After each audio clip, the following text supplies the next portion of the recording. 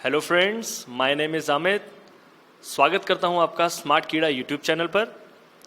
Last intro video में मैंने आपसे एक प्रॉमिस किया था कि बहुत जल्द आपको क्रिटिकल रीजनिंग पर वीडियो सीरीज़ मिलेगी, और उस प्रॉमिस को पूरा करते हुए ये वीडियो आज पहला बेसिक नॉलेज का लेसन मैं स्टार्ट कर रहा हूँ। बात करूँगा आज नेशनल एजुकेशन पॉलिसी 2020 की। पहले अगर आप इसके 66 पेज के समरी को देखो, उसके एनालिसिस को देखो, तो एक बहुत ही महत्वपूर्ण बात उभर के सामने आती है, और वो ये कि हमारे आने वाले फ्यूचर में जो बच्चे होंगे वो रट्टाफिकेशन पर आधारित नहीं होंगे। उनके अंदर कॉन्सेप्ट्स को बिल्ड करना, क्रिटिकल थिंकिंग के कॉन्सेप्ट्स, एनालिसिस वाले कॉन्सेप्ट्स, ये उनके दिमाग में डाले जाएंगे। यानी अब पढ़ाई का जो फंडा होगा वो समझ के ऊपर होगा। इससे क्या होगा? इससे ये होगा कि फ्यूचर रेडी बच्चे जो होंगे वो जॉब गिवर्स होंगे, ना कि जॉब सीकर्स। यानी उनके अंदर लीडरशिप और एंटरप्रेन्योरशिप वाले स्किल्स होंगे, और उनके अंदर डिसीजन लेने की क्षमता होगी। इसी नोट के साथ मैं इस लेक्चर को आज स्टार्ट करूंगा, और मुझे बहुत खुशी है कि हमारे 70 साल के आज़ादी के बाद एक ऐसा पॉलिसी हमारे सामने है। चलिए, मैंने आपसे प्रॉमिस किया था कि क्रिटिकल रीजनिंग हम स्टार्ट करेंगे, और हम क्रिटिकल रीजनिंग कैसे पढ़ेंगे थोड़ा सा रिकैप कर लेते हैं। तो मैंने यहाँ पर डायग्राम में कुछ दिखाया है कि कैसे हम क्रिटिकल रीजनिंग पढ़ेंगे। तो मैंने आपसे कहा था कि हम इसे 2 पार्ट में डिवाइड करेंगे। एक तो हमारा कॉन्सेप्ट बिल्डिंग सीरीज़ होगा, यानी हर हफ्ते हम एक कॉन्सेप्ट लेके आएंगे, और उस कॉन्सेप्ट से रिलेटेड मैं आपसे एग्ज़ाम लेवल के जो मॉक टेस्ट हमारे टेस्ट जोन वाले क्वेश्चंस हैं वो डिस्कस करूँगा, प्लस जो प्रीवियस ईयर में हमारे जो बैंक पीओ के एग्ज़ाम्स, चाहे वो एसबीआई हो, चाहे वो आरआरबी हो या आईबीपीएस हो, इन सब में जो क्रिटिकल रीजनिंग के सवाल आए हुए हैं उनको भी हम डिस्कस करेंगे विद सॉल्यूशंस।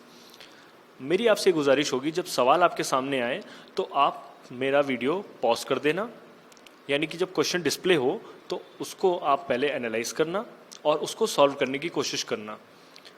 अगर आपका आंसर आ भी जाता है तो आप फिर वीडियो प्ले करेंगे और ये देखेंगे कि आपका आंसर मेरे आंसर से मैच करता है कि नहीं, और मैं उसका सोल्यूशन और उस पर डिस्कशन भी करूँगा।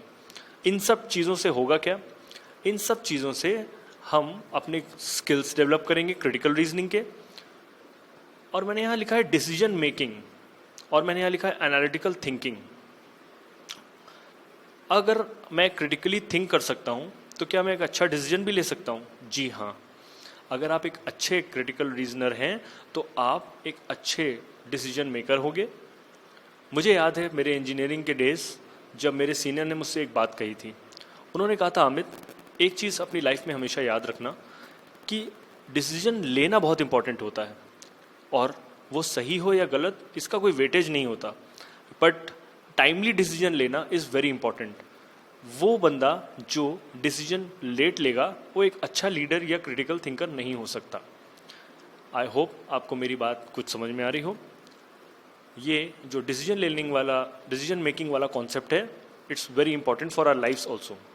चलिए, अब हम आते हैं मुद्दे पे, और मुद्दा ये है कि हमें पढ़ना है क्रिटिकल रीजनिंग। तो हम कहाँ से स्टार्ट करेंगे? तो बिल्कुल टाइम वेस्ट नहीं करूँगा। हम समझेंगे कि क्रिटिकल रीजनिंग के बेसिक्स क्या हैं, यानी हमें कहाँ से इसे स्टार्ट करना है। तो मैंने यहाँ कुछ चीज़ें लिखी हैं, आप देख सकते हो स्क्रीन पे। मैंने लिखा है व्हाट इज़ एन आर्ग्यूमेंट। ठीक है, पहला पॉइंट आप देख सकते हो, मैंने लिखा है what is an argument. Second point आप देख सकते हो, मैंने लिखा है what is not an argument. यानी अगर ये 2 बातें हमें पता चल गई तो हमारा जो क्रिटिकल रीजनिंग का जो सिलेबस है वो ऑलमोस्ट 90% ओवर हो जाएगा। जी हाँ, मैंने यही बोला, मैंने बोला 90% सिलेबस आपका ख़त्म हो जाएगा अगर आप आर्ग्यूमेंट पहचान पाते हैं। बस ये चीज़ हमें मास्टरी करनी है, और हमें मास्टरी करनी है एवेल्यूएशन ऑफ द आर्ग्यूमेंट।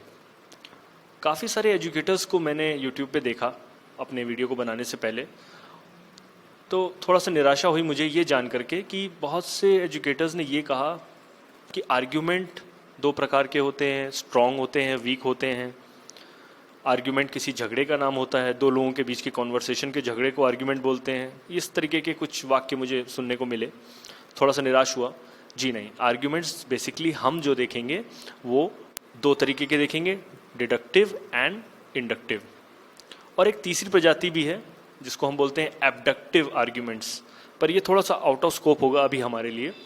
तो अभी हम जो बेसिकली अपना जो ध्यान केंद्रित करेंगे वो डिडक्टिव और इंडक्टिव आर्ग्यूमेंट्स पर करेंगे। और ये क्या होते हैं ये हम सब्सिक्वेंट लेक्चर्स में भी सीखेंगे। आज के इस लेक्चर में मैं आपको बताऊंगा what is an argument and how it is formed. ठीक है, लास्ट मैंने पॉइंट यहाँ एक और लिखा हुआ है और वो ये है how to form an argument. जब ये सारी विद्या हमें आ जाएगी, जब ये हमें सब सारी समझ आ जाएगी, सारे की आर्ग्यूमेंट्स क्या होते हैं, कौन से आर्ग्यूमेंट्स नहीं होते हैं, कैसे हम पहचानेंगे कि डिडक्टिव या इंडक्टिव आर्ग्यूमेंट्स कौन से होते हैं, और जब मैं एनालिसिस या इवैल्यूएशन ऑफ आर्ग्यूमेंट की बात करता हूँ तो मैं बोलता हूँ क्वेश्चन सॉल्विंग। जब आपसे इवैल्यूएशन की बात की जाएगी यानी आपसे ये पूछा जा रहा है कि उसके अंदर कौन सा कंक्लूजन बाहर निकल के आ रहा है, कौन से इन्फ्रेंसेस आप आर्ग्यूमेंट से विड्रॉ कर सकते हो, कौन कौन से प्रिजम्पशंस हैं या एजम्पशंस हैं जिसके टॉप पर ये आर्ग्यूमेंट बना हुआ है, और वो कौन से ऐसे स्टेटमेंट्स होंगे जिससे ये आर्ग्यूमेंट स्ट्रॉन्ग हो जाएगा, या ऐसे कौन से आर्ग्यूमेंट्स, कौन से स्टेटमेंट्स ऐसे होंगे जो उस आर्ग्यूमेंट को वीक करेंगे। ये सारी बातें थोड़ी सी अभी सर के ऊपर से ज़रूर निकल जाएंगी, पर मैं इन चीज़ों को हिट बाय हिट क्लियर करता रहूँगा, आप देखोगे नेक्स्ट सब्सिक्वेंट लेक्चर्स में। ठीक है, तो चलिए आइए समझते हैं व्हाट इज़ अ स्टेटमेंट। अगर मैं आपसे ये कहूँ कि एक एटम का डिस्क्रिप्शन मुझे बताओ, अणु, तो आप कहोगे कि उसके अंदर न्यूक्लियस होता है, उसमें कुछ इलेक्ट्रॉन्स होते हैं, न्यूक्लियस के अंदर भी कुछ चार्ज होता है, प्रोटॉन्स का, कुछ न्यूट्रल चार्जेस होते हैं। तो ये सारी चीज़ें जब मैं बोलूँगा तो आप एक बेसिक अंडरस्टैंडिंग आप समझ सकते हो कि एक एटम में क्या होता है। वैसे ही आर्ग्यूमेंट के अंदर हम ये देखते हैं कि स्टेटमेंट क्या होता है। अब जैसे मैंने यहाँ लिखा है व्हाट इज़ अ स्टेटमेंट, तो एक लेमैन लैंग्वेज में आप देखोगे मैंने एक डेफिनेशन लिखी हुई है और वो कहती है a statement is something which can take a value to be true और फॉल्स। यानी कि वो सेंटेंसेस जिनकी कोई वैल्यू ट्रू हो सकती हो या फॉल्स हो सकती हो वो स्टेटमेंट कहलाएगा। अगर आप मूवीज़ देखते हो, आप सिनेमा में जाते हो, तो आपने देखा होगा अगर कोई जिरह होती है, किसी वकालत का सीन होता है, वहाँ पर कोई वकील होता है, वो बोलता है स्टेटमेंट्स, फैक्ट्स। ठीक है, तो वो ये वही स्टेटमेंट और फैक्ट है जिसके बारे में हम बात करेंगे। कुछ एग्जाम्पल मैंने यहाँ लिखे हैं, आप एग्जाम्पल से भी समझ सकते हो। मैंने यहाँ सिंपल एग्जाम्पल लिखा है माई नेम इज़ अमित। ये पहला आप देख सकते हो example, my name is Amit. ठीक है, ये एक स्टेटमेंट है। क्यों? क्योंकि इसकी वैल्यू ट्रू है। जी हाँ, ये सत्य है, मेरा नाम अमित है और इसकी वैल्यू एक ट्रू वैल्यू है, इसका मतलब ये स्टेटमेंट है। ऐसे ही मैंने लिखा है अमित इज़ एन एजुकेटर, ये भी एक सेंटेंस है और मैं आपको पढ़ा रहा हूँ यानी कि मैं एक एजुकेटर हूँ, ये भी एक सत्य बात है। तो ये भी एक एग्जाम्पल होगा स्टेटमेंट का। ऐसे ही मैंने लिखा है अमित इज़ अ क्रिमिनल, तो ये थोड़ी सी एम्बिगुअस बात है, फॉल्स है, मेरा कोई क्रिमिनल रिकॉर्ड नहीं है अभी तक और ना मैं चाहूँगा हो आगे। तो ये भी एक स्टेटमेंट है। क्यों? क्योंकि इसमें एक फॉल्स वैल्यू है। इस स्टेटमेंट, इस सेंटेंस को आप देखोगे तो ये एक फॉल्स वैल्यू ले रहा है, ये एक स्टेटमेंट का एग्जाम्पल है। ऐसे ही मैंने लिखा है सिंपल दो examples, Virat Kohli is a cricketer, जी हाँ ट्रू बात है ये, तो इसका मतलब ये सेंटेंस एक स्टेटमेंट कहलाएगा। ऐसे ही New Delhi is the capital of India, जी हाँ ये एक ट्रू वैल्यू ले रहा है। बस यही हमें देखना है कि अगर वो स्टेटमेंट आप देखोगे तो उसके अंदर कोई ट्रुथ वैल्यू होगी, बस वही स्टेटमेंट होता है। वो सेंटेंसेस जिसकी कोई ट्रुथ वैल्यू नहीं होगी वो स्टेटमेंट नहीं होंगे, ये हम डिस्कस करेंगे नेक्स्ट स्लाइड में। चलिए, मैंने यहाँ लिखा है what is not a statement. अब स्टेटमेंट्स क्या नहीं होते हैं, तो जैसे पहला आप यहाँ देख रहे हो एग्जाम्पल मैंने यहाँ लिखा है, ये देखिए, तो वेयर आर यू गोइंग, ये एक सवाल है, ये एक स्टेटमेंट नहीं हो सकता। ठीक है, ये स्टेटमेंट नहीं है। क्यों? क्योंकि यहाँ पर आप देख सकते हो ये ये जो सेंटेंस है ना ही ये कोई ट्रू वैल्यू ले सकता है और ना ही ये फॉल्स वैल्यू ले सकता है, इसीलिए ये एक स्टेटमेंट नहीं है। ऐसे ही एक्सक्लेमेशन मार्क्स जैसे आप देखते हो ऑसम, तो ये मैं एक्सप्रेस कर रहा हूँ, एक फीलिंग एक्सप्रेस होके सामने आ रही है, इसका कोई ट्रू या फॉल्स वाली वैल्यू आप लिख सकते हो? जी नहीं, ये सेंटेंस एक स्टेटमेंट नहीं हो सकता। अब यहाँ पर आप एक एग्जांपल और देखोगे, सजेशन। जैसे अगर मैं आपको कुछ सजेस्ट करूँ कि यार तुम्हारी तबीयत ठीक नहीं है, तुम जाओ किसी डॉक्टर को दिखाओ, क्या इस बात की कोई ट्रुथ वैल्यू हो सकती है? क्या ये ट्रू हो सकता है? क्या ये फॉल्स हो सकता है? जी नहीं। That's why it is not a statement. Next मैंने लिखा है एक कमांड। जैसे मैं बोलता हूँ अगर आपसे जाओ अपना होमवर्क या असाइनमेंट कंप्लीट करो, तो वो भी एक स्टेटमेंट नहीं होगा। क्यों? क्योंकि उसकी कोई ट्रुथ वैल्यू नहीं हो सकती, इसका कोई ट्रू या फॉल्स में मैं जवाब नहीं दे सकता। तो ये जो स्टेटमेंट, ये जो सेंटेंस है वो स्टेटमेंट नहीं है। I hope you are getting me, आपको मेरी बात समझ में आ रही हो। लेट्स प्ले लूडो, ठीक है। ये एक मैं आपको एग्जाम्पल और दे रहा हूँ कि जहाँ मैं ये बोलूँगा कि चलो कहीं घूमने चलते हैं, तो ये सब तरीके के जो सेंटेंसेस होंगे ये स्टेटमेंट नहीं होंगे, ठीक है। यहाँ पर सिर्फ एक एक्सप्लेनेशन है, लेकिन अगर आप इसको ट्रूथ या फॉल्स की वैल्यू देना चाहो तो नहीं दे पाओगे, इसीलिए it is not a statement. I hope आपको ये दो चीज़ें समझ में आ गई हूँ। क्यों? क्योंकि अगर मुझे आर्ग्यूमेंट समझना है तो मुझे पहले स्टेटमेंट को समझना होगा। चलिए, आई होप आपको यहाँ कुछ क्लियरिटी मिली हो। तो अब मैं देख सकता हूँ कि व्हाट आर आर्ग्यूमेंट्स, और मैंने फिर से एक लेमैन लैंग्वेज देख लिखी है यहाँ पर, ये आप पढ़ सकते हैं, मैं पढ़ देता हूँ। अ ग्रुप ऑफ स्टेटमेंट्स, ठीक है, यहाँ पे बात आ गई स्टेटमेंट्स की, मैंने अभी डिस्कस की है statement. A group of statements from which some of them will be a premise and will have a conclusion. बहुत ही भारी भरकम भाषा हो गई है, तो मैंने लेमैन बोला था बट ये लेमैन है नहीं। यानी कि वो स्टेटमेंट्स जिनका ग्रुप अगर मैं देखूं, अगर उसको मैं मिला जुला के आगे पीछे एक पैराफ्रेज बना दूं कुछ स्टेटमेंट्स का, उसमें से जिसमें सम कुछ प्रेमाइसेस होंगे और सिर्फ एक कंक्लूजन होगा, उसी को मैं बोलता हूं आर्ग्यूमेंट। बस ये समझ में आ गया हो आपको। और अगर नहीं भी समझ में आया तो हमने एक डायग्राम यहाँ पे प्रोवाइड किया हुआ है, आप वो डायग्राम देखो जिससे आपको थोड़ी बात समझ में आ जाएगी, ठीक है। यहाँ पर आप देख सकते हो कि आर्ग्यूमेंट क्या होता है। कुछ प्रीमाइसेस होंगे, ठीक है, कुछ प्रीमाइसेस होंगे, वो कुछ एक्सेप्टेड फैक्ट्स हैं, यानी कि वो स्टेटमेंट्स हैं, कुछ एक्सेप्टेड स्टेटमेंट्स हैं, और वो कुछ क्लेम करेंगे, कुछ प्रूव करने की कोशिश करेंगे। अब वो कर पाएंगे कि नहीं वो एक अलग बात होगी, पर वो कुछ क्लेम करेंगे ताकि मेरा कंक्लूजन मुझे प्रूव होता हुआ दिखेगा। आर्ग्यूमेंट वो ग्रुप ऑफ स्टेटमेंट्स होंगे जिसमें कुछ प्रीमाइसेस होंगे और वो कुछ क्लेम करने की कोशिश करेंगे ताकि मेरा कंक्लूजन प्रूव हो जाए। चलिए वापस से डेफिनेशन पे चलते हैं। तो मैंने यहाँ लिखा है each of the premises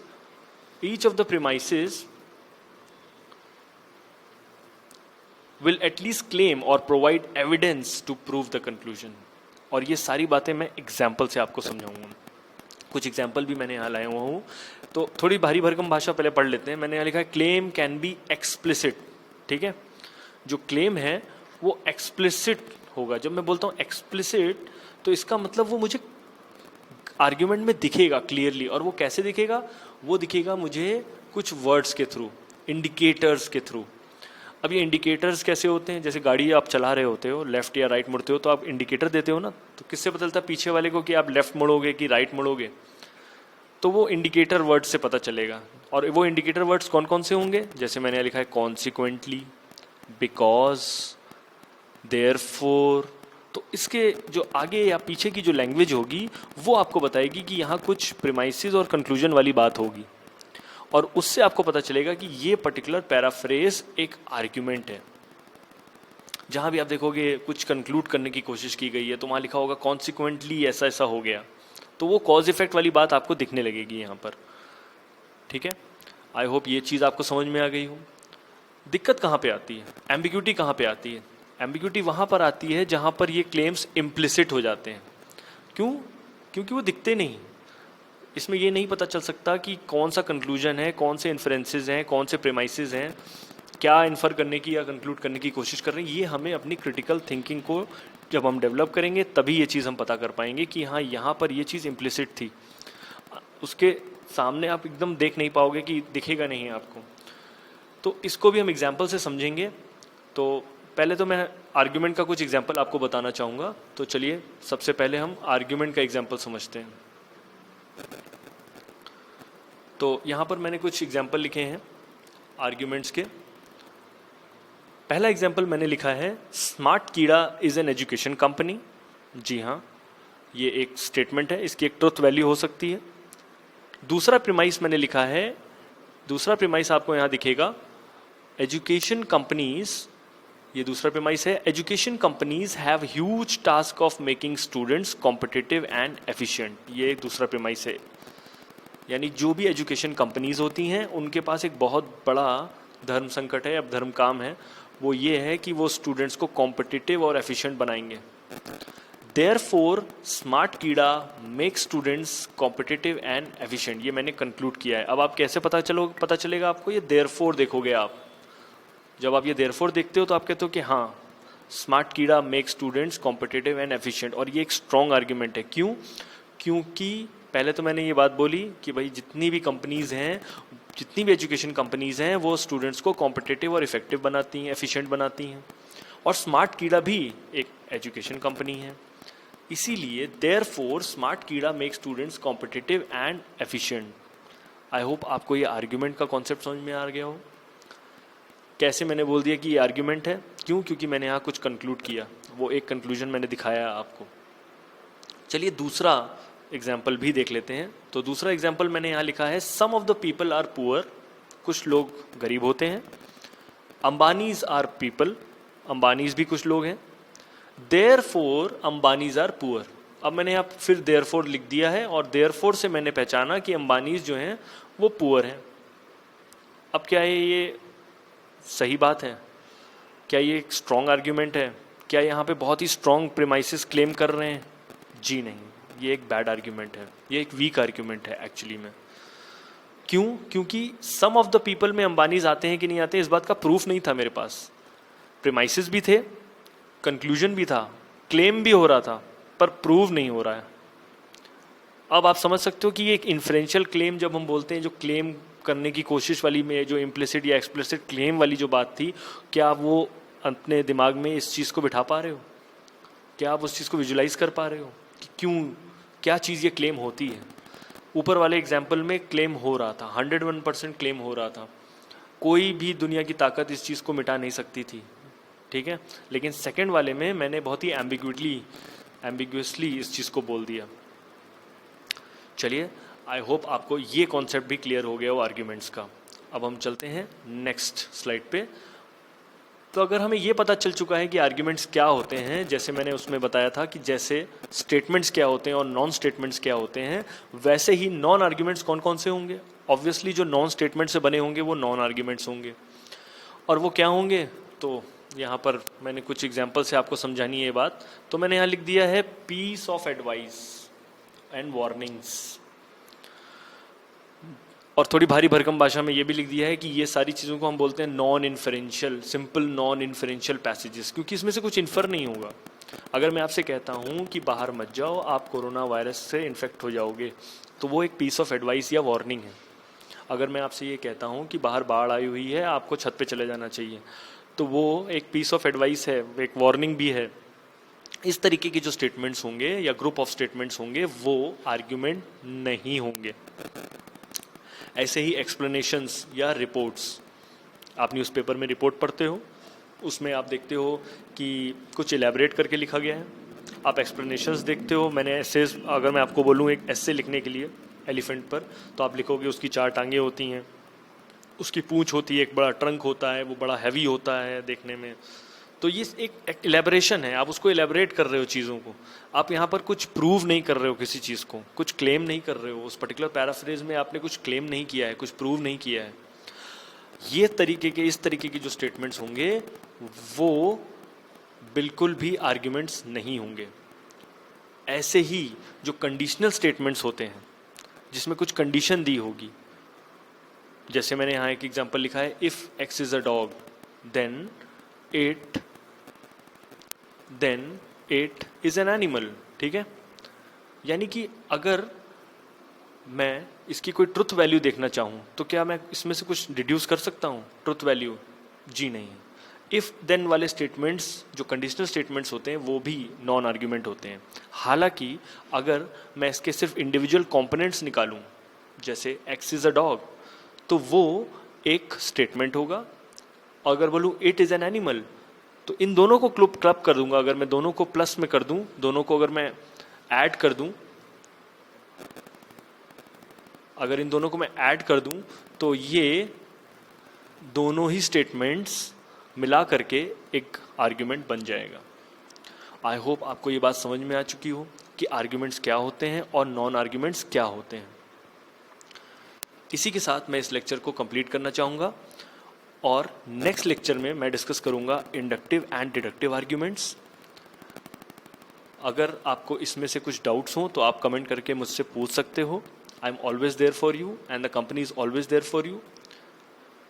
thanks for watching this video. Like और शेयर जरूर कर देना अगर पसंद आया हो तो। Next lecture deductive and inductive argument forms. Thank you.